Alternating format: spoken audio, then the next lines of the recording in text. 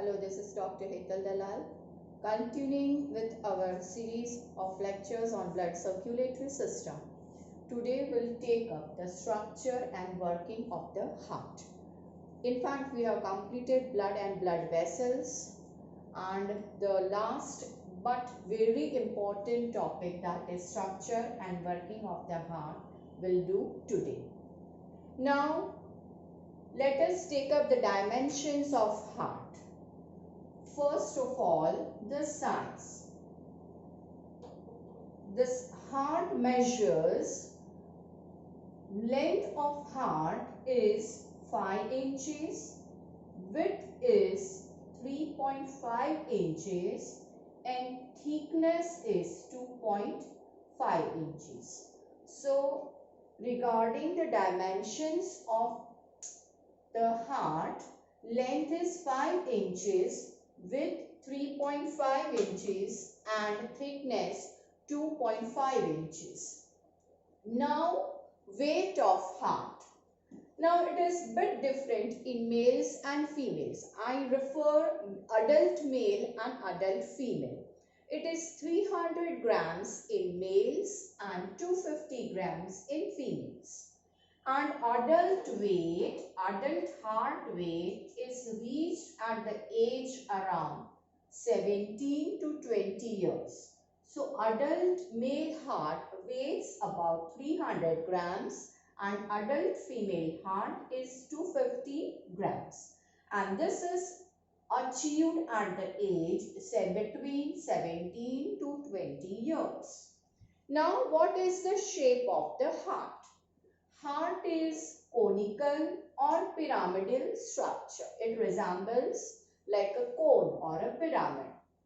It has the upper part that is broad and that is referred as base. As you can see in the diagram or the figure over here, this part, you can see this is conical or like a pyramid. The upper part is broad and this is referred as the base, and lower narrow part, this is the apex, and this apex is directed towards the left side. Now, color of the heart, it is reddish brown. Where is the important question, where is this vital organ located? Now, it is located between the two lungs in the thoracic cavity. You know, your upper part of the body is divided into two cavities. The upper part is the thoracic cavity and the lower is the abdominal cavity. So, in the upper thoracic cavity, between the two lungs is lying the heart. Now, as this is a vital organ, it is covered by a protecting covering, and that covering is known as pericardium. Now, this is having two layers. The outer layer is called as parietal pericardium and inner pericardium is known as visceral pericardium. I repeat here again, the protecting covering around the heart is called as pericardium. The outer covering is called parietal. I should write over here, parietal pericardium, and inner is visceral pericardium. Now, these two layers, these two membranes or coverings, they are not sticking with each other. There is a gap in between, and this is called as parietal cavity, pericardial cavity. In between these two layers is a pericardial cavity, and this cavity is filled with the fluid, and that fluid is called as pericardial fluid.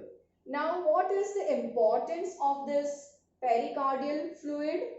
First of all, it protects the heart from shocks and mechanical injuries and allows free movement of the heart. You know, the heart is constantly beating, means there is continuous rhythmic contraction and relaxation, and this pericardial fluid prevents this pericardial fluid allows free movement of the heart.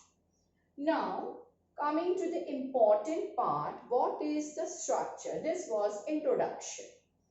Weight, shape, color, location and the coverings. This is the introductory information of heart. Now, how is human heart?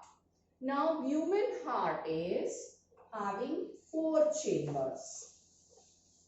There are 2 upper chambers and 2 lower chambers. The upper chambers are called as atrium, which means, this is a Latin word and it means entrance hall, and ventricle means little belly. So there are 4 chambers in heart.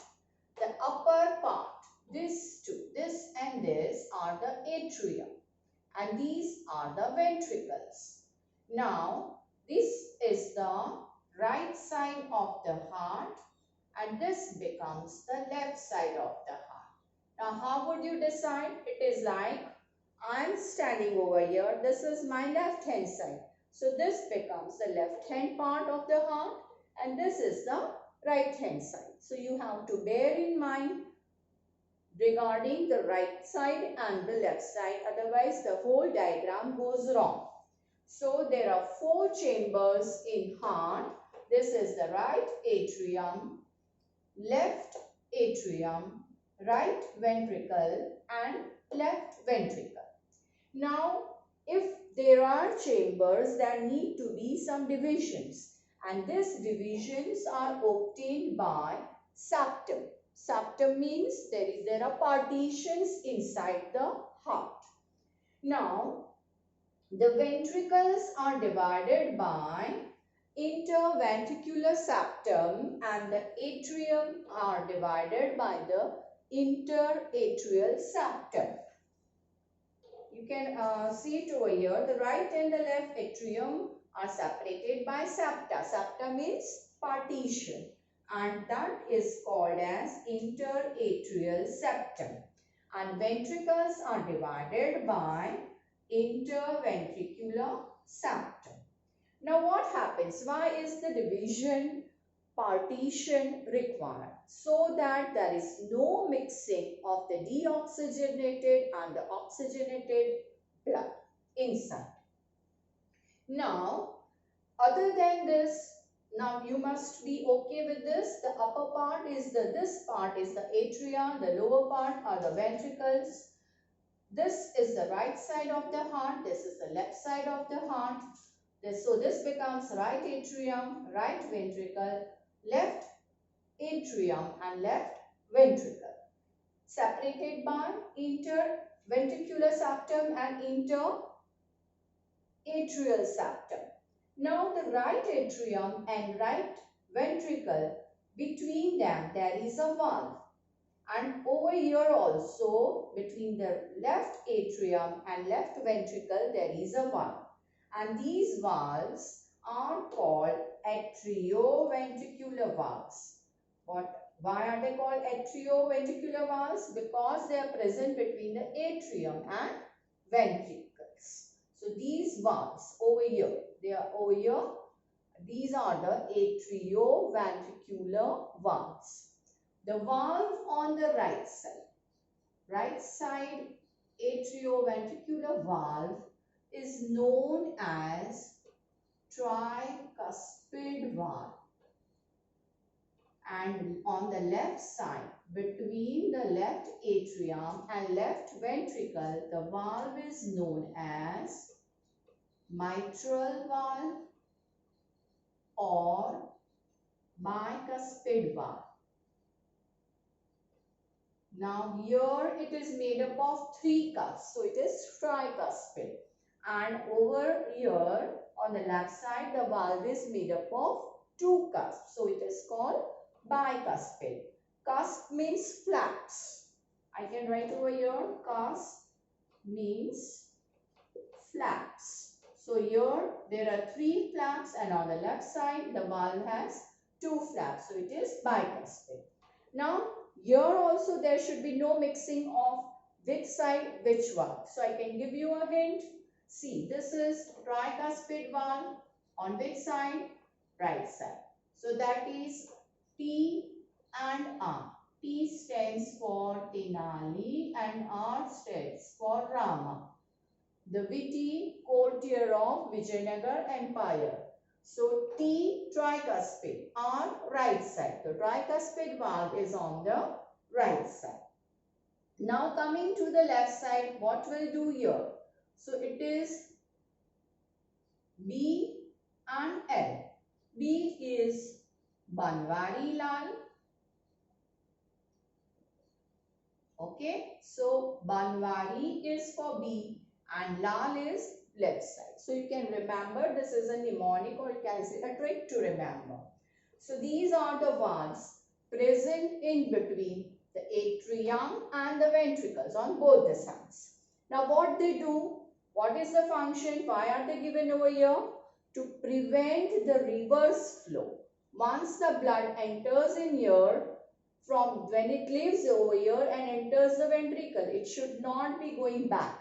So it prevents the reverse flow of blood. So that is the requirement of valves. Valves ensures the right direction, or you can say the correct direction of flow of blood. So that is the essentiality of the valves. So now you must have remembered, right side has the tricuspid valve, means the valve made up of 3 cusps, and the left side has a mitral or the bicuspid valve, which is made up of 2 cusps. Other than this, there are 2 another valves known as the semilunar valves. Now what do you mean by semilunar?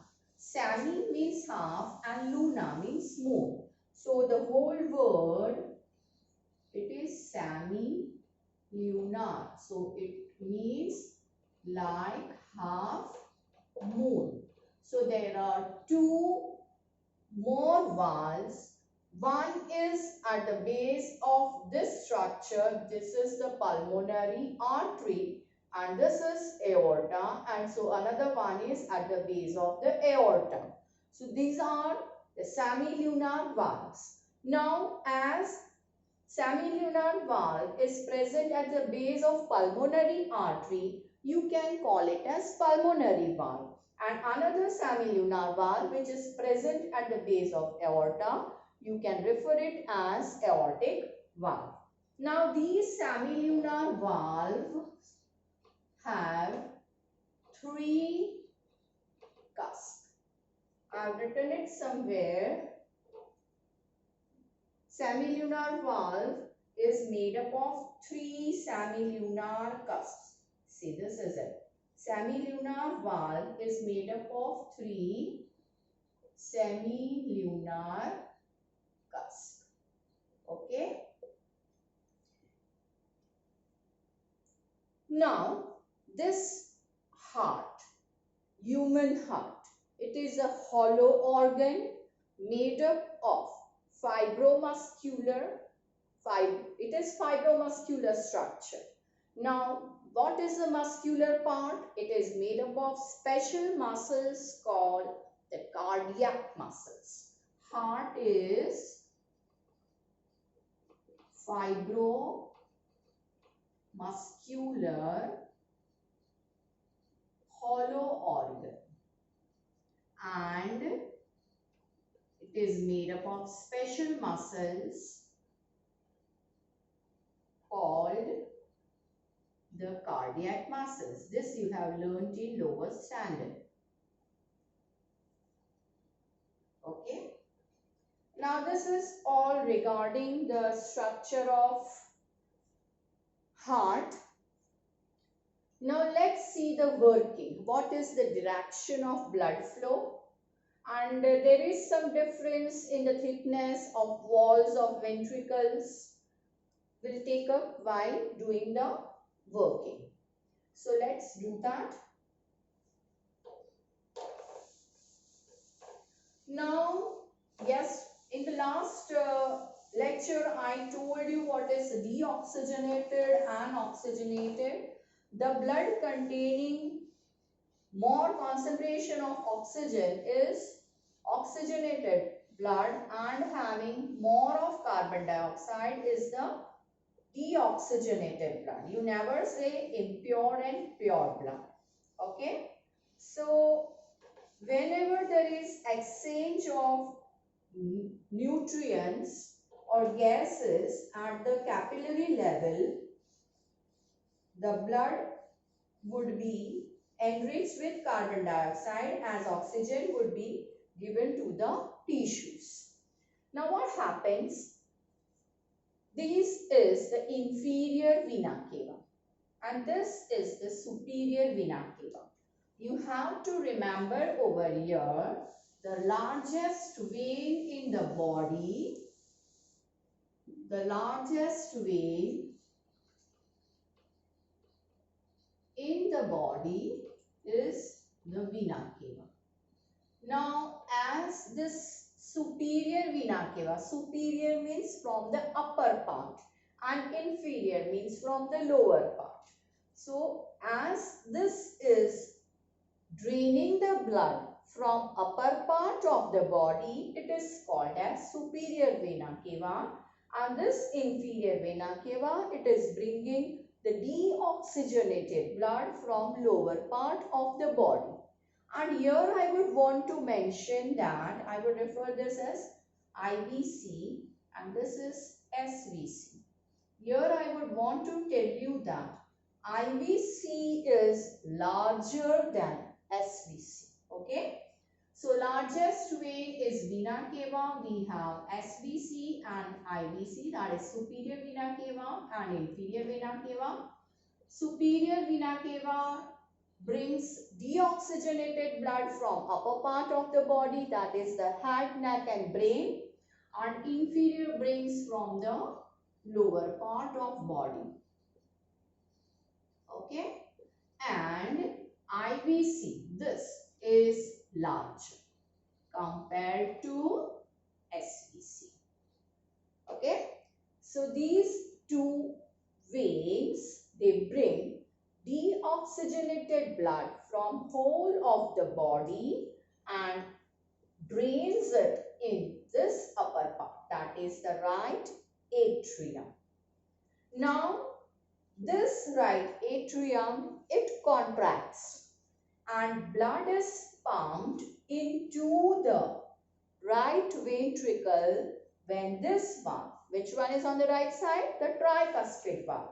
This gets open, the deoxygenated blood which has emptied into this right atrium from the SVC and the IVC now through the valve is now entering the right ventricle, and then this right ventricle, it contracts.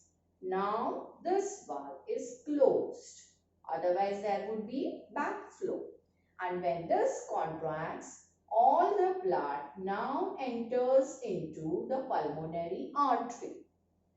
From here it enters the lungs where there is exchange of gases, means the deoxygenated blood is now getting oxygenated, and then the oxygenated blood returns back to the heart via the pulmonary veins. You can see I have drawn over here the right and the left pulmonary veins.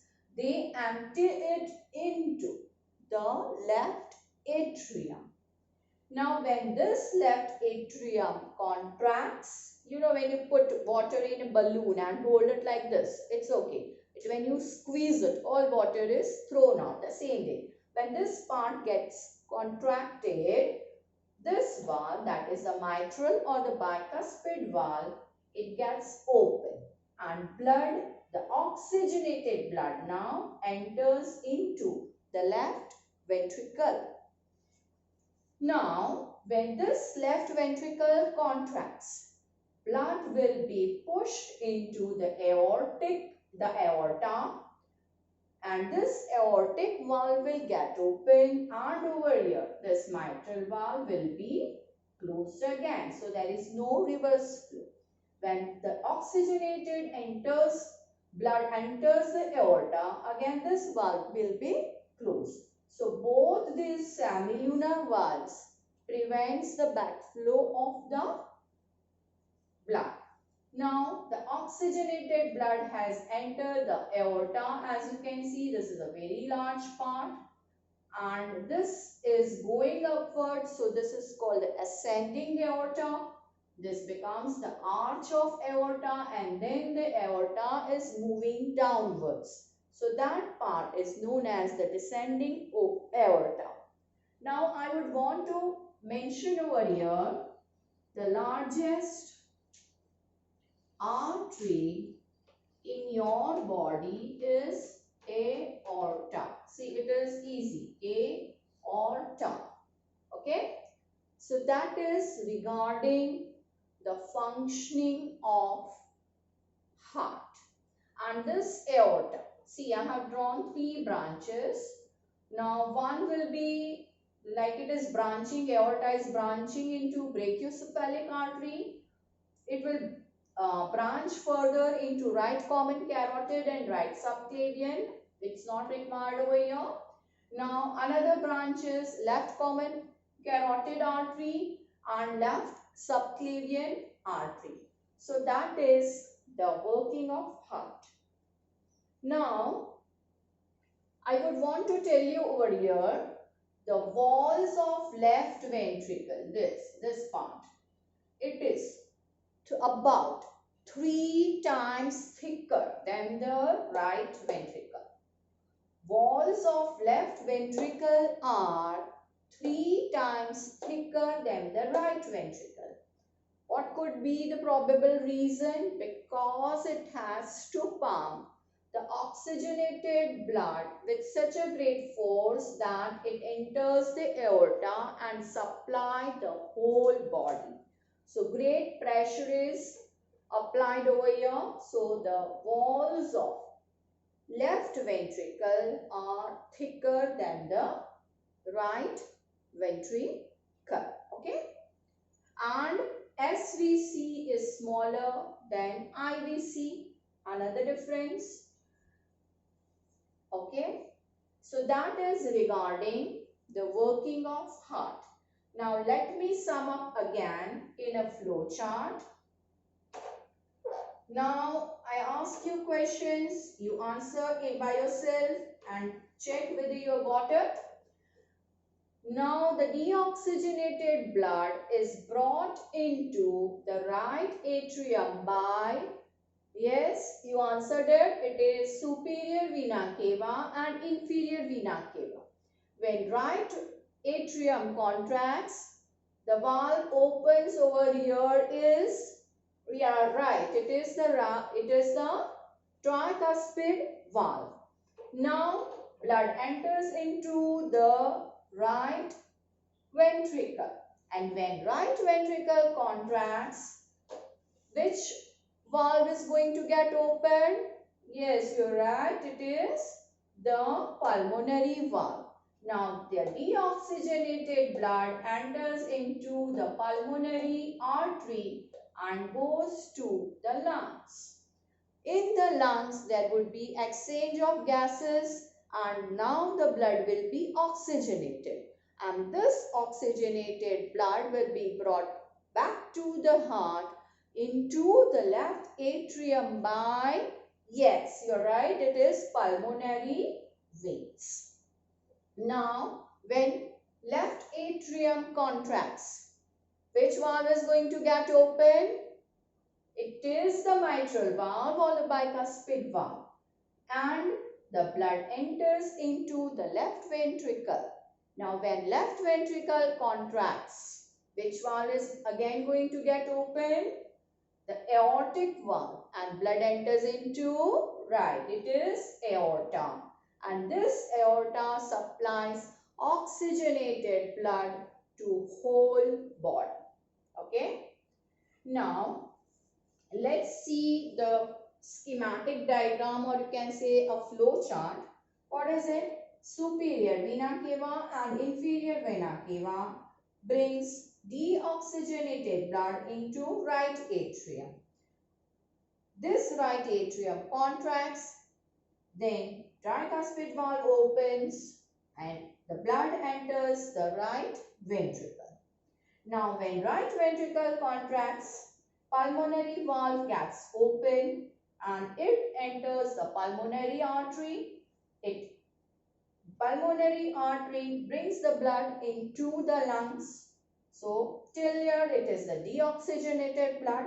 Now lungs are going to do oxygenation and then oxygenated blood will be carried by pulmonary veins into the left atrium. Now left atrium will carry the blood by getting the mitral valve open into the left ventricle over here. Now this left ventricle is going to contract, aortic valve is going to get open and there would be simultaneous closure of the mitral valve. Blood, that is the oxygenated blood, is now entering into the aorta and aorta is supplying the whole of the body. That's it. Now here I have, if you have noticed this right side, here there is deoxygenated blood and here there is deoxygenated blood and the left side has the oxygenated blood. So here you can say right side of heart is called as pulmonary heart and the left side oxygenated and oxygenated blood in both the chambers. So left side of heart is called systemic heart. Okay, you got to remember this. Now another thing, if you have noticed the direction or the flow of blood in the heart, you might have noticed that heart flows twice. The blood flows twice in the heart to supply the body once. Okay, so this is called double circulation. So you can define double circulation as the blood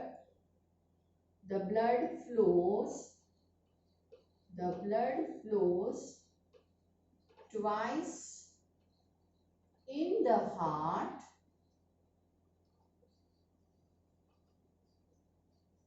to supply once to the body. So this is the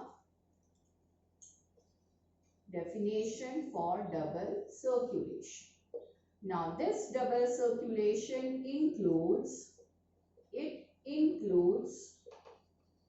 one, that is pulmonary circulation,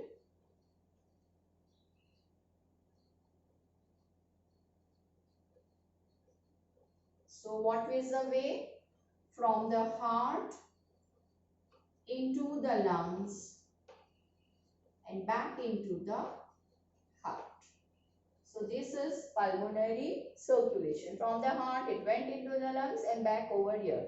So very specifically, right ventricle, pulmonary artery, lungs, pulmonary veins and left atrium. So that is, in brief, I have written heart, lungs and heart. And the second point is systemic circulation, where blood flows in all parts of the body. So how is it? From heart into body parts, okay, and back into the heart. Now let's see how is it. From the left ventricle, the oxygenated blood leaves the heart via the aorta, and this aorta is supplying oxygenated blood to all parts of the body. See here, this is the ascending aorta, the arch of aorta, and this aorta can descend downwards and it goes down even in the abdomen, where it is known as the thoracic. When it is passing through the thorax, it is called as thoracic aorta, and when it is past piercing the diaphragm and entering the abdomen, it becomes the abdominal aorta. So it is even supplying the lower part of the body. So aorta is supplying, in short, aorta is supplying oxygenated blood to all parts of the body. So I have written from heart, all body parts, and then there would be exchange. So the deoxygenated blood would be collected by the inferior vena cava and the superior vena cava, and it is brought back into the heart. So it is heart, body parts, heart. This again is an important question. Other than structure and working of heart, double circulation is also important question. Now, double circulation is an improvement than the single circulation, where blood passes only once through the heart. Now, here the blood, that is a deoxygenated and oxygenated blood, are kept separated and both are pumped with great force. So that is the importance of double circulation. And these provides the required energy, that is a metabolic, for the more metabolism, more energy is required, and this energy is provided by efficient circulation. That's all for today. In the next lecture, we'll take up blood pressure, cardiac cycle and lymphatic system. Till then, stay tuned. Please like, do subscribe and comment.